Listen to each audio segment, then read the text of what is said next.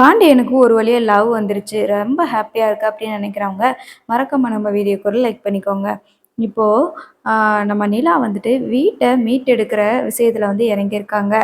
என்னன்னா, இந்த வீட்ட முதல்ல சரி பண்ணுவோம், பெயிண்ட் பண்ணுவோம் அப்படின்ற மாதிரி சொல்லியிருக்கிறாங்க.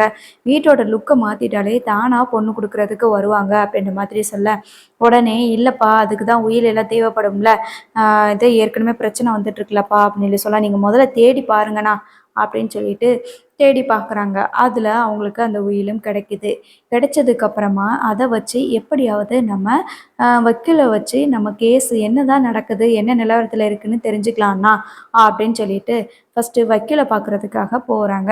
சோழன கூப்பிட்டுட்டு தான் நிலா வந்து போறாங்க. நம்ம ஒரு இடத்துக்கு போறோம்ன்னு சொல்லிட்டு கூட்டிட்டு போறாங்க. அங்க போனா அட்வொகேட்டு, "என்ன இவ திரும்பி டிவோர்ஸ் அப்ளை பண்றதுக்காக வந்திருக்காளா?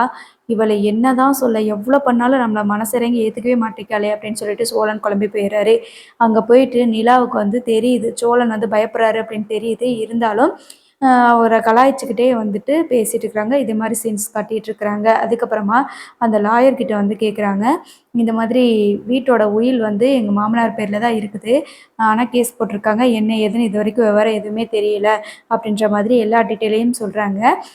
கண்டிப்பா நான் அதுக்கு என்ன ஏதுன்னு நான் பார்த்து உங்களுக்கு பண்ணி குடுக்குறேன் அப்படின்ற மாதிரி லாயர் சொல்லிடுறாரு. ஸோ வீட்டுக்கு வந்துட்டு இதுக்கு நம்ம பெயிண்ட் அடிக்கலாம் ஃபர்ஸ்ட்டு அப்படின்ற மாதிரி சொல்ல, உடனே இந்த கஸ்தூரி என்ன பண்றாங்கன்னா, அவங்க வந்து ஒரு லாயர கூட்டிட்டு வராங்க.